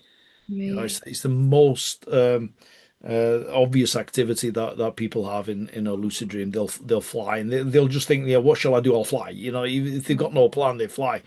Then you'll get something like 10% or something looking for somebody to have sex with. Usually doesn't work out. And then like maybe the other like 5% will run around screaming like, what, oh, I'm dreaming, I'm dreaming, I'm dreaming, and then it ends. And then the other 5% will try something spiritual like meditating in the dream or calling on enlightened masters or Mhm. whatever, just to try to have a deeper connection. Um, Right. but that usually is like the kind of survey split. That's crazy. You mentioned just now meditating in your dream. Yeah. I do have a list of questions here that a couple friends and people have asked me to ask you. But one of Okay. those questions was, this was from my mom actually, that she had heard that you could meditate while lucid dreaming. Yes. And can you explain more about that? Because that's That's what that's so that there's layers to that. Um, we'd probably need another 5 hours. oh Uh, no, the but maxed out but version. I'll try to give the simple. So first of all, actually meditation. It's there's definitely different functions to meditation, and you could take mindfulness, for instance, which is an aspect, which is observation without preference or judgment, and sitting in that. But the way that I'm typically meditating in the dream is I create a sense of total silence because I just cannot create that in this reality. Mm, No matter how silent the room is, you'll always hear your breathing and blood flow behind your ears or something like that. There's just in the dream is the only place that I can meditate in absolute silence right, because you don't have a body if you don't want right. one. So you can Yeah. just absolute silence. And in that total stillness, I feel I'll not be doing a breath awareness. I'll just be placing my awareness on being aware. So observing that I'm observing. And I Hmm. just place it there. And that, when meditating in the dream, there's a sharpness of my mind that I just don't get to very often in waking reality. It's like, it feels like, like like a sword just being placed on the lathe or whatever you call it for sharpening it, the sharpening stone. It's like Right. just feels super sharp. And Wow. from that space, then if I have a question or if I want to, get some insight on something, then it just comes instantly. Um, Hmm. and I can interpret dreams instantly in that space as well. So if I have a dream and then I move into that space and meditate on it, the information of the dream comes instantly. I get the gestalt of what the dream means. So I can do that with several dreams a night. But the other thing is that then I can move into what I was talking about with Tenzin Wangyal Rinpoche with the clear light dreaming, which is the it's a formless dreaming, Okay. and it's it's like so we move into it every night, but not consciously. So this has become conscious in deep sleep, where form dissolves completely. And when I meditate in that space, then when I got there accidentally, it was between dreams. So one lucid dream would collapse, and I go, no, no, no, and then I would try to think of another dream or to spin, as LaBerge would suggest, or something like that, and then the next dream would form. But what I realized was that there was this kind of grey nothingness area in between, and I could meditate on that and stay there. And if I start to then create the next dream, then the next dream would arise. But if I then stopped and pulled back and just meditated or being in that space, then I'm in a void and it's a potentiality. So it hasn't become the next dream yet. And Mhm. then I could even release the observer as a character that's observing this void. And then it's more of a non-dual experience that arises. So you can slip right underneath the architecture of the dreaming, and sleep in that space. So it's a very beautiful practice of dissolution, but it's not scary. It might be for the first few times because it almost feels like you're dying in some places because there's a story of the self that dissolves. But when I reframe that into, well, I'm doing this every night anyway. I mean, when I go to sleep, I don't think, oh my God, I'm dying from the world. I just dissolve, Right. and then I come back into form again in the dream and I dissolve and I come back into form. So that always repeats throughout the night. Hmm. So it's the same mechanism, but you're doing it consciously. And Right. that is, a meditative practice that I like to take on because then when I come back into form, I can just play around just a little bit with what I choose to bring online and what I don't. Hmm. I don't have to come back in exactly the same version of myself that went to sleep. I can Oh, maybe, I love that. is there anything I just leave behind that no longer serves me? And I Yeah. can just lighten the load a little bit Oh, and maybe amazing. cultivate something else. So yeah, it's a very nice practice. Oh, I love that. I imagine you meditate regularly anyway. So if you're doing something regularly, is it more likely that you're going to have a lucid dream about that? And I ask Mhm. because I did ballet for 17 years and I was like a gym rat and I was at the gym every day for a period of my life, which was a long time ago now. But I would go to the gym or do ballet in my lucid dreams all the time. Yeah. So is Yeah, it I mean, we something tend to where, dream about what we've experienced within the last week, essentially, the last two right? to 7 days. So you might not dream tonight about what you did today, but maybe tomorrow you will.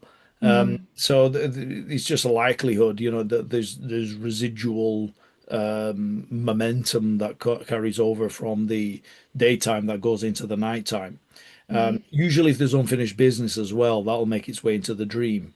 Hmm. So if you didn't, and ballet is unresolved. I mean, you could practice routines over and over and over again, and the choreography of that, and the next thing, and so on. So it's always ongoing. Uh, Hmm. and um, so yes, you're more likely to dream about things that you've experienced in the day, and people dream about being at work or being with certain friends or family members regularly, and so on. That's one thing. Remind me the first part of the question again. So that was the first part, and then the second part was, and I don't remember. I know I've heard this before, but I don't remember what it was connected with. But if you do, like, say I was going to the gym every day in my dream, does that actually make me stronger in this Oh yeah. physical? Well, there's some studies. I mean, Erlacher, I think he was at the Max Planck Institute when he was doing these kind of. It was with figure skaters. I think the study where they were training complex maneuvers, ice skating maneuvers in the dream, and that they improved. I mean, the effect sizes are usually somewhere in the region of about 10%, something like that, which might Mhm. not sound like a lot, but I mean, if you're top of your game and you're improving 10%, that's pretty significant. It can be the difference between winning a gold medal and finishing eighth or whatever. Yeah. So yeah, you can actually improve. The same muscle twitch fibers are firing off even when you've got sleep paralysis. That when you're in dreaming, your body becomes paralyzed, so you don't act out the dream, but your muscles are still kind of firing off. Right. You'll see this with dogs, by the way. You'll see them kind of Oh twitching yeah. like getting things. And trying to still bark away. So, the Mhm. muscles are mostly paralyzed, but there can be the muscle twitch fibers being activated. So there's a muscle memory uh, Mm. being developed, and yeah, there's also a priming that goes on. So if you practice a behavior or you're trying to learn some information, you learn it before you go to bed, and then you recap it, say in a lucid dream, and then you recap the information again in the morning, that's more likely to stick, Right. so you can accelerate the learning that way as well. Hmm. That's amazing. All right, so I've got some questions for you from some other people. Okay, bring So them on. I'll just read. So the first one is, how often do you astral travel? Consciously or unconsciously. I mean, we're always going into these expanded states every night, and there's part of us that lives in those worlds. So, in Mm. terms of a linear progression, then I suppose it would be every single day. Consciously, less so now than I used to. I mean, I used to do it like every day for many years. Since my son came along, that's been less. I'd say Mm. maybe like couple of times a week, something like that. Wow. So it's Lucid dreams more. I'll become conscious in the dream, but then just sit back as an observer. I don't need to always interact. I just like watching TV. I get the message of the dream and I just watch it. That would be, most nights. Yeah. right. Oh, wow. Oh, yeah. Yeah, there's two separate questions there. Sorry, I was Okay. No, mixing two. it's Yeah. all right. What have you seen? I think this kind of means like that was so, oh my God, in your out of body experiences. Again, have you got another 5 hours? I mean, it depends on the point in my life when I was practicing to say, what's the most impressive things. I mean, like, I remember being shot out of a crystal into deep space and seeing this kaleidoscopic kind of. I thought if this is happening in physical reality, that's a lot of worlds being blown up. because because it was just like fireworks, but it was just stunning. I just remember thinking, my God. And there was this symphony, there was this beautiful music, and I remember saying to higher self, whatever it was that was helping to generate that experience and create that environment, thinking, this is absolutely wasted on me. You should have gone to a composer because there's no way I'm going to remember or recreate any of this. It'd be like Jodie Foster. You should have sent a poet. They should have sent a poet. I was like, yeah, I'm not. This is wasted on me, but it's very beautiful. Thank you very much.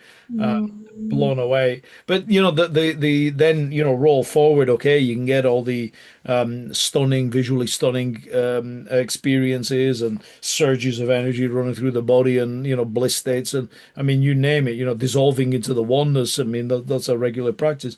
Mhm. It's incredibly powerful and beautiful because it's so loving and held and unconditional. I mean, so that's not seeing. I mean, do I need to externalize it in order to really feel it? Maybe be feeling held in conditionality is something that I'd wish on anybody, Mhm. so that they can really get interconnectedness and what it really means.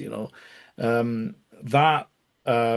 But like I mean, the most impressive experience that I've had is seeing deceased relatives, and the friend of mine who died a few years ago, and seeing him as clear as day in the room, and then going through into another reality, and just having that connection again, you Mhm. know, and just knowing that actually death is safe, and it's uncomfortable, and you'll still go through a grief process, and everything else that comes with the territory of being a physical being, but there's a place where we can meet.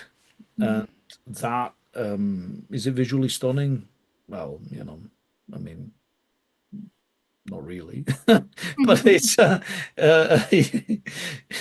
taking nothing away from him, by the way. But just thinking, that's not what I would use to describe. But is it connected? Is it powerful? Right. Impactful as an experience? Yeah, I mean, Yeah. there's no doubts that are left in my mind about the continuation of consciousness after those Mhm. experiences. If you have an out-body experience and you fly on the other side of the universe, and you meet a planet and talk with the aliens there or whatever. I mean, that can be super impressive and powerful. But how do you validate that? Yeah. You know? And yet, if I have an experience where I get some information that really tells me that, consciousness continues, and it might be very personal in terms of that validation. It's not something I can necessarily repeat in a lab under Right. controlled conditions or whatever. But it's something that's like my dad's experience with the Tissot watch. With the brown strap. I mean, Yeah. that wasn't an out body experience, but he's left with no doubt that was information from his dad because it had slipped Mhm. his mind. Yeah. But he knew as clear as day when it was mentioned that that is what happened. That to get that kind of confirmation of the continuation of consciousness, to reduce the fear of death and to know that it's safe, I think is one of the most powerful things that you can be doing in another body. And I've had loads of experiences like that. Mm. People who have died and I've met them at the moment of death, and then we get the phone call in the morning. I mean, I've had loads of things like that, and so there's no doubt in my mind that there's a continuation. So whatever seen in out body a lot. What's most impressed me most, knowing that this level of being is just a fraction of your totality, Yeah. and that you can actually explore it consciously while you still got a physical body and are alive in this reality. Hmm. That's cool. Yeah. So, that's what we pursue a lot at the Monroe Institute. Right. Let's get people out of their stories as much as possible and expanding the story, actually, I think. Yeah. Should say. Amazing. This is a big one. Can you explain the multiverse? No. No, I cannot. There are people who I mean, it's beyond my pay grade, honestly. I can tell you, it's a bit like, say, you get a race car driver and you get them, they can drive the car. Maybe a race car driver is a bad example because they usually do know the inside and outside of the car and how to put it all together and whatever. But, like, I can drive a car reasonably well. But I have no clue how to put one together and the mechanics of it, really. I Yeah. could describe certain things. What I know is that I'm in a system, and that even though I'm more than my physical body, I do have a physical body, and it will constrain how I perceive reality. Yeah. So to be able to get that view from nowhere in order to understand I mean, even multiverse doesn't quite capture it. Mm. That you are a multi-dimensional being. You exist in various realities simultaneously Yeah. at all times. And it seems like from certain perspective that time is linear and that you're a thing, and then from another, everything is a flowing process of becoming and never arriving. I Yeah. mean, it's where do you start with explaining a multiverse in that? So no, I won't even begin to try to answer that question, but maybe some physicists will have a stab at it, but they won't get it because you need the subjective and the objective to meet, Mm. and that is yeah, as I Big. said, beyond my pay grade. Yeah. Um, and someone else had mentioned this, but this is also my question is, have you had a lot of experiences with aliens or Not extraterrestrials? really, no. To be honest with you, I've had experiences that were definitely otherworldly and being on ships and looking at technology that I mean, I remember one interface that was like a control panel that it was all like a liquid kind of I don't know, was it a liquid? I mean, it you had to put your hands in it and steer. It was Mm. this kind of like everything, and that's how they were moving it. And I thought that's a weird thing because, like, what buttons do you press? Right. There were just different technologies, but it's like go back 100,000 years and present them with a bit with an Audi and get them to describe it. I mean, so my descriptions are going to be well off. But so I've experienced things like that where there's incredible technologies that I can't even think about trying to draw or reduce and so Mhm. on. Even before some of these bendable displays, I remember there was one where it was like a watch that was kind of like you kind of slapped in, it kind of clipped around, and it was digital, and you could kind of see things and whatever else. So I Right. mean, all kinds of cool things. Mhm. But aliens, yeah, I've encountered. several. But then I'd ask them, okay, well, make yourself present then. Why don't you? Then there'd always be some sort of reason. I think, well, how does this impact my life in some way then? Mhm. I mean, to say that the universe is teeming with life is almost a no-brainer. I mean, Right. intelligent life, more than likely, it would be Mhm. stupendously arrogant to think that we're the only species on in the universe. Yeah. Which, when you get the Hubble deep field and there's like a pinprick that's being looked at and there's like galactic clusters in that, Yeah. and that's just one, you Yeah. know.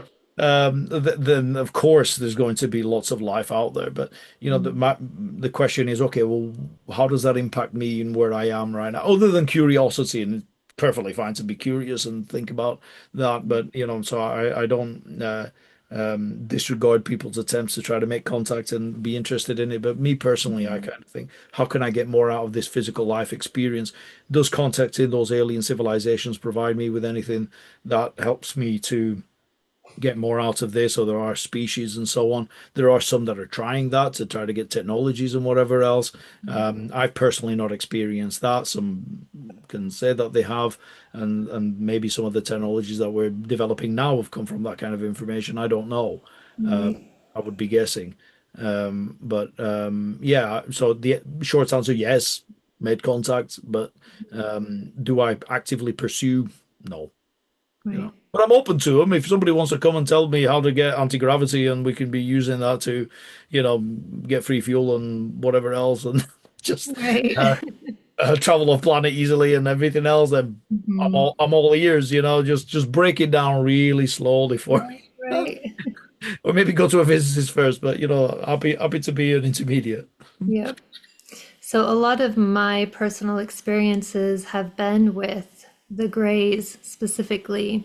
Okay. Um, and I've had both physical, this world, this realm experiences with them and abductions and lucid dreams, out of body experiences. And so I was always curious kind of why it was always, I mean, Mhm. 90% of my experiences were with them or some other type of alien of some kind. And that just seemed to be like my repeating pattern. Mm. Um, I had one physical experience where I woke up during an abduction, and it was that Okay. same kind of eye thing where I couldn't really open my eyes, everything was really blurry. And before I opened my eyes, I could feel that I was unclothed on a cold, flat surface. Mm. And I opened my eyes and I was in like this metallic-y white room that had like rounded walls. But there was a door like in front of me. I couldn't move, but I could move my eyes. There's a door at like my feet. This side, there was this table of very strange and terrifying tools. Some of them had lights, some of them were sharp, weird. Above me was like a big surgical light. And then to this side was a metal table with a boy on it, unconscious. And when Mm. I brought my vision back to my feet, to the doorway, three grays had walked out and they spoke inside my head saying, "Why is she awake?" And they came over me over the table. And then, like that, I was back in my room in bed. And I woke up with burning pain in my chest. And I was screaming and screaming. My mom came running in. I was like tearing at my nightgown. I'm like, I can't breathe. It's burning. It's on fire. And so we pulled the nightgown down, and there was like a 3 to 4 inch scar Oh, down the center of my chest, like raised, pink, puffy. Never been cut there before. It was huge. It was like a giant caterpillar size. And within a few days, it had shrunk down. Within a few months, it had come to like a hairline scar. And it stayed a hairline scar for several years, deep into my teens, I guess. This happened when I was like 8 or 9. And then it eventually vanished completely. But I would also have regular out of body experiences where I was abducted and panicking because my childhood experiences were quite terrifying. And I'd be abducted. There are all of these other people also being abducted. Everyone's kind of freaking out. And then I would see a line of people lined up in front of a closed door. And there would always be this one dark-skinned man that I would see. And as soon as I saw him, I'd be like, oh, I know where I am. And like all that panic would just leave. And I'd be like, oh, Mm. it's just, we're just doing this again. And I've never met that person in this reality. But every time I would see him, I would be like, oh, yeah, I know you. Everything's okay. So I'd get into the line and there would be a gray standing at the door and it would open. And it was like a giant classroom. And we would all go into this classroom. But as soon as I passed the threshold of that door into the classroom, I have no recollection Mhm. of anything that was going on. But that was regular. That was like a regular out of body experience that I was having.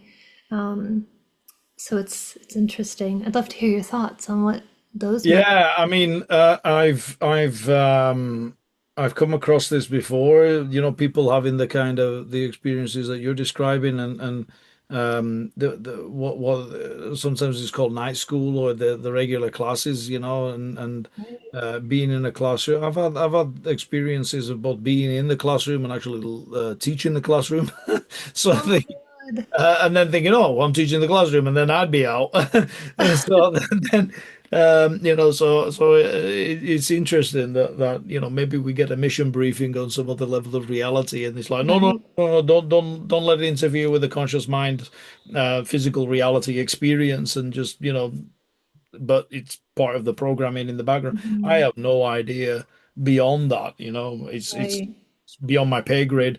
Again, there are certain things that are um, talked about often, Mhm. um, and then where it comes in terms of the nature of the self, and Right. well, could you be part of that, in terms of, yes, okay, there's a version of you that plays the role of Emma in this reality, but there's another one that's the one that's giving that other part of the probe. you know Right. and then we think, oh, I'm being visited by the grace. Well, that might be you in a different reality. Yeah. So yeah, it goes into quite a rabbit hole. And this is why I try to kind of, I explore that. I push at it. I'm open to receive more information on it, but then I am also not like super actively trying to find out what that is, because Mm. I think, well, the information that's appropriate for my current level of development will unfold in the way that it's supposed to. Right. Coming back to guidance, that we were talking about before, so, we're only as open to guidance as where we're up to in our current level of development. You Hmm. can get exquisite advice, but not follow it at all because it's just not within your frame of reference. You just can't Right. connect with it.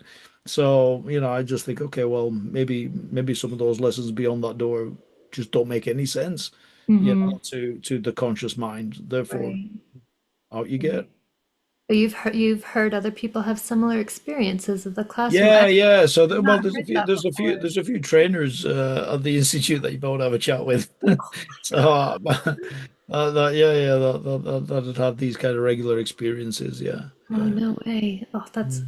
I love it when other people have experiences that are similar because, I mean, for me personally, my mom had a lot of psychic experiences. So, like the psychic abilities that I had growing up, I was able to kind of connect with her about that.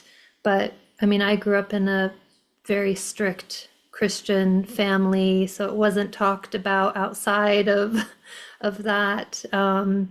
And even as much as we tried to hide it, it was still blatantly obvious. We were kicked out of the church eventually for being Right. possessed by demons. Yeah. And so you just grow up having these super intense experiences with no one to share them with. And my mom didn't do the alien thing at all. Mm. She didn't even know how to process that, and it scared her because of like the scar experience that I had. Of course, Right. any parent would feel so like something is taking my child in the night. Like that's a terrifying loss of control Yeah. for a parent to experience. So that part just scared her. So I had nobody to like talk to about this.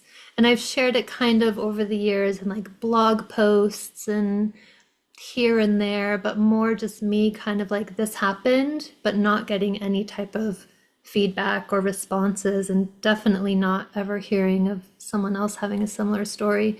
So Mm. when I hear something like you say you've heard somebody else have that experience, it validates that for one, which is really great. Well, but I mean, just bear in mind that everybody's presentation will be slightly different. So, I mean, it might not Right. be exactly the same experience, but just this Hmm. regular pattern and so on. Yeah, I yeah, know, of yeah. course. It does happen. Yeah. And I mean, kids report certain things, and then they learn to shut up about them because people around them freak out and whatever else. So, these unexplained experiences are maybe a little bit more common than we're aware of. Yeah. If we had maybe societies that were less prone to trying to shut them down instantly, Hmm.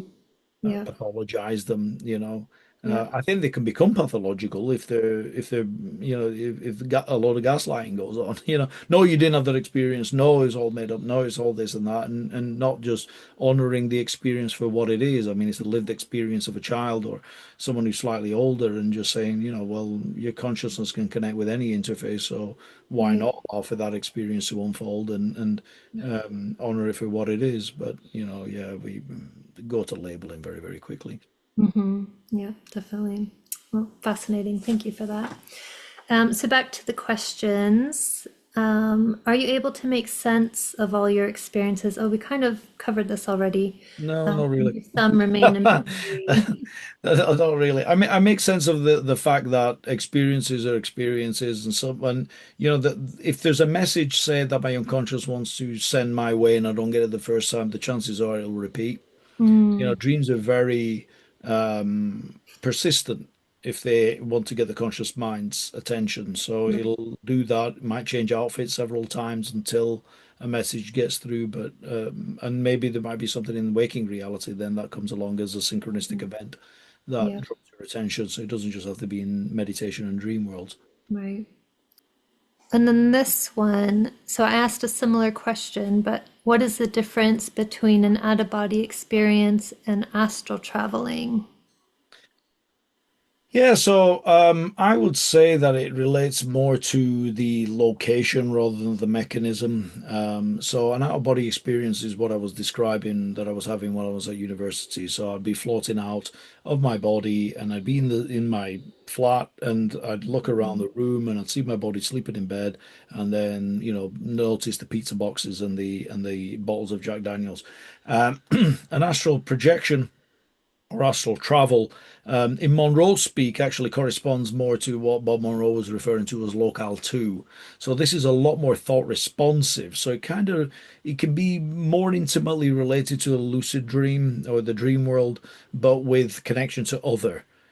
So you're not only in your personal psyche, but you're then connecting more with the field, and therefore you can go into what we call at the Monroe Institute the belief systems territories. So these are habitual tendency territories. If people have been thinking about certain things and feeling into and imagining certain types of realities often, so like a Christian heaven or just going to work or whatever, then these can act out as different territories within the thought responsive space of the astral or locale 2. Uh, Mm-hmm. so you're out of body, you're connecting with other. There can be resonance with other parts of yourself, maybe operating in those realities as well. But there's not an obvious physical counterpart to it. So me going around the room and trying to validate things in the flat, I could do that. I could come back and say, okay, yeah, that was 90% accurate or whatever. Um, in an astral experience, a locale 2 experience, there's no obvious way of being able to confirm the or validate the experience when you come back to this reality. Mm, right. So it could be, for instance, that I went to Mars and I met with beings that live inside Mars, but how do I Mm-hmm. check? You know, I mean, maybe one day when we fly to Mars, we could be, but Right. you see what I mean? It's like, Mm-hmm. yeah, I don't know where I am in the territory, but it feels different to a lucid dream. Yeah. So it doesn't feel like you can become everything in the environment and manipulate it in Right. such a grand way that you could in a lucid dream. It feels separate. and that you definitely have a position of perspective within the experience, but it's not all you as your personal psyche. Right. So the experiences that I was having more of, because I was always, I think only one time I actually stood beside my body and watched myself in bed. At all my other experiences, I'm just gone, like Yeah. out of Earth, on another planet, in another dimension, another reality. So then that would be, Well, hard to tell actually, because it could still be an out-of-body experience, but you're in another part of the universe. right, You okay, know, so the it is hard to tell from just that experience. okay. That's why it would be important to sort of feel into the body sense, because there might be a difference in the feeling of out of body local versus out of body astral. You know, you could start to distinguish certain features from the body sense, from the felt sense of the experience. Could you give a small example of what those differences might feel like? Yes, no, no.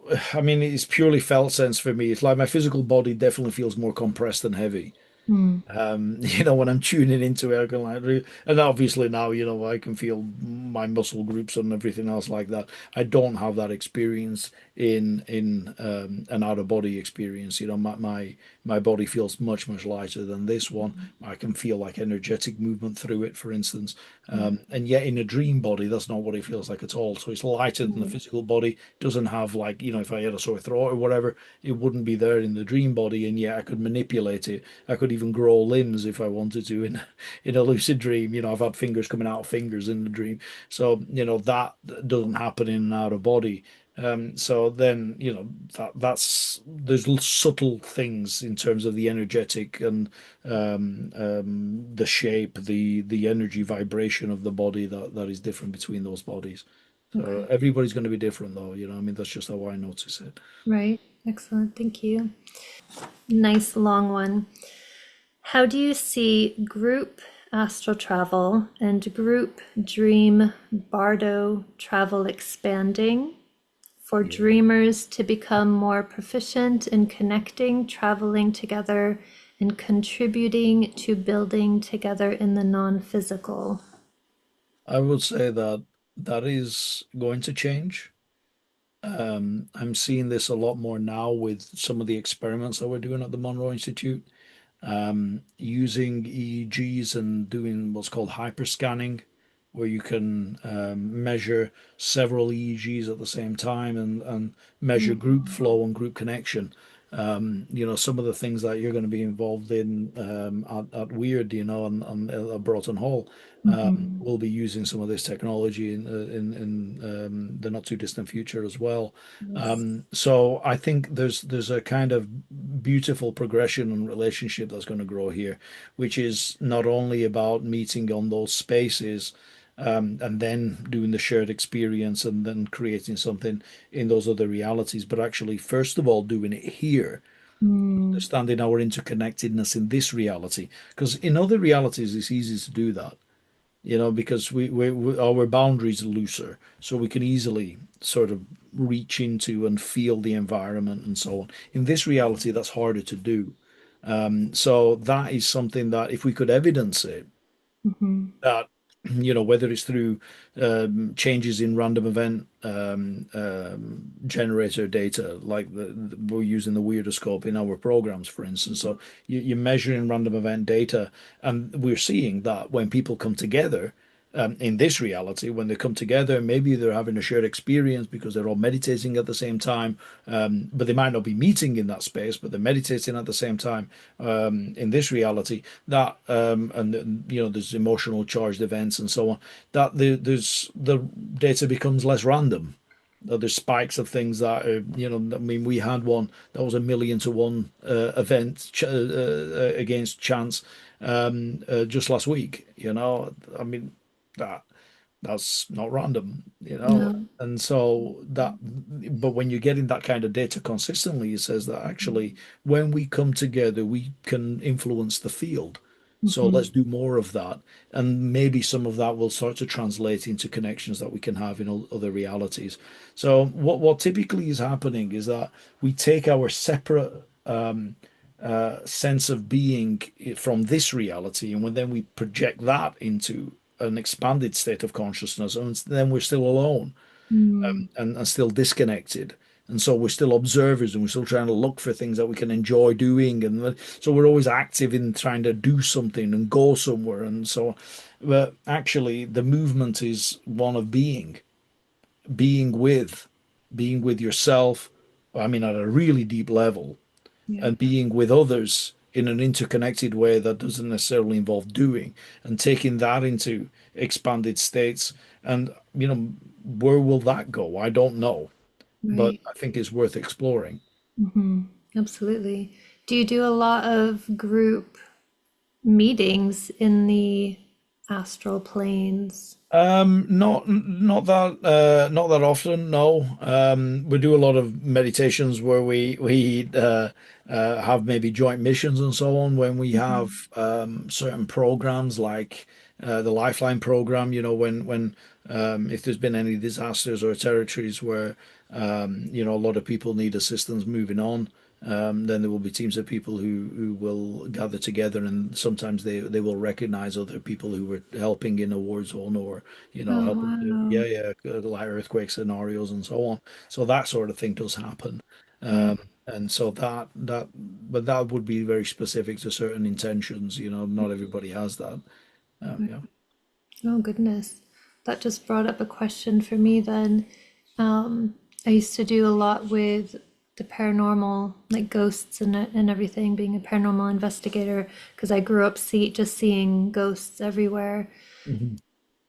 Do you, with what you just said there, do you have a practice where like, is there a crossover, like getting spirits to cross over? What does that look like? And Yeah, I mean, a lot of people know how to do that anyway. By the time that they're ready to transition, I mean, consciously or unconsciously, some people, that you think, oh wow, they've really got a strong fear of death, or that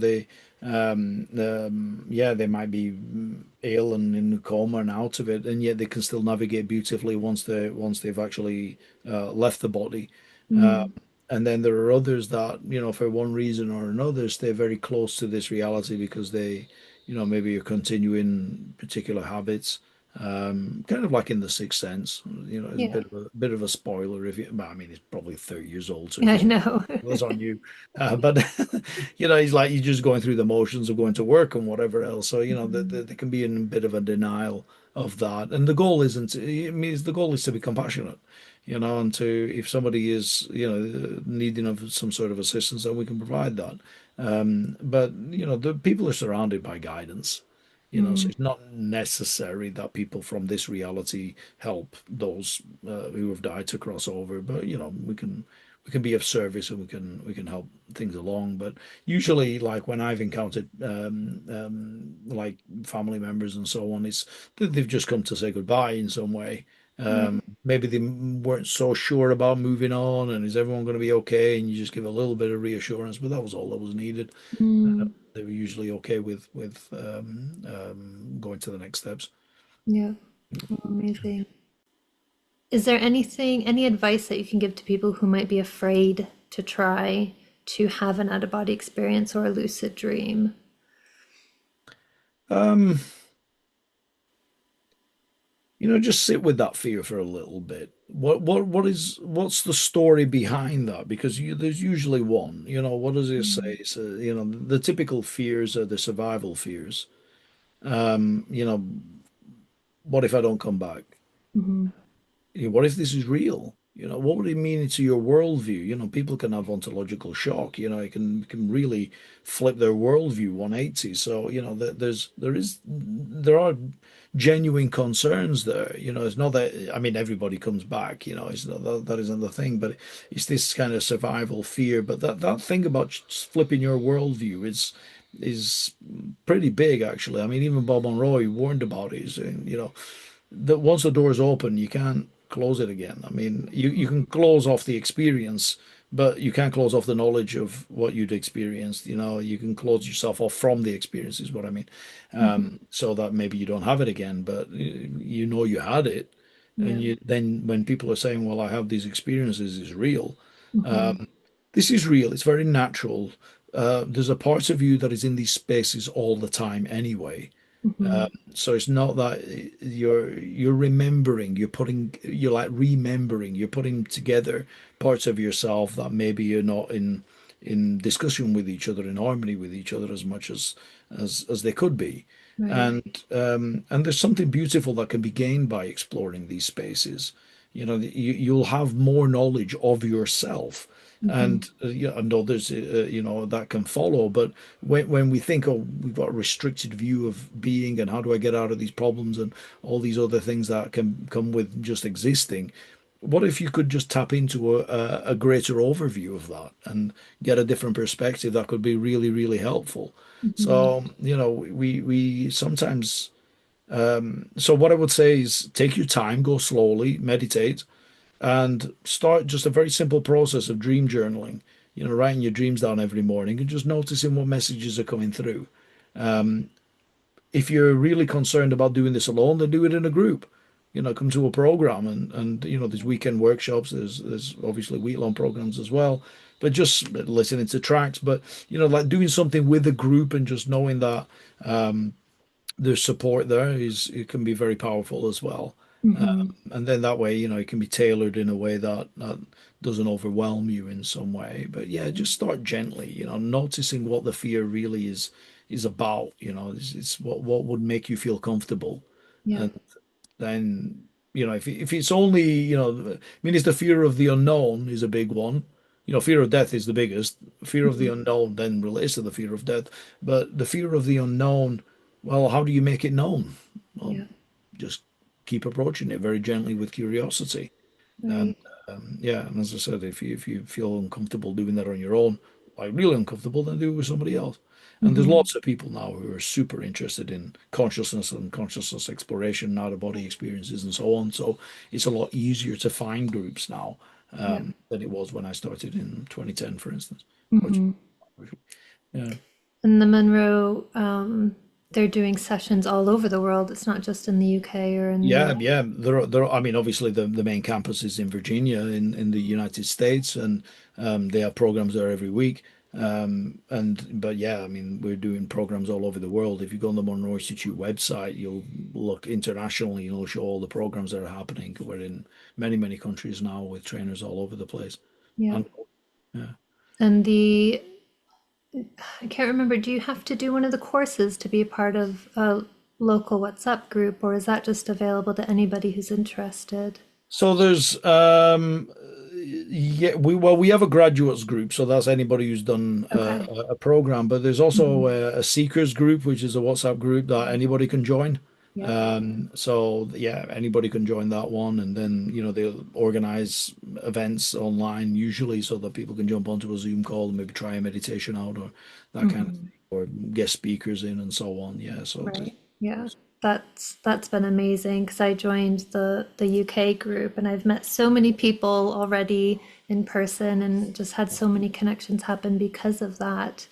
And I know that there's WhatsApp groups like all over the world, and I think the state even does it like by, or the states does it by state. right, yeah, So that's a really good way, free for people to kind of yeah. dip their toes in and start making connections and Yeah, on the site there's like the Monroe community group page, and you can find out if there's a local Monroe community group. But a lot of them are shifted online, so they might meet in person, but they usually have a connection online, and so it's easier to join from wherever you are, really. well, thank you for everything, Luigi. This has been amazing, and I have 500 million more questions that I could ask you, but we'll have to come back to that. I won't We'll do take up that all your next night. time. Yeah, yeah. Thank Yes, you for inviting me. It's been a pleasure chatting with you. thank you so much. Have a lovely evening, and we'll speak to you soon. Thank you. Thank you.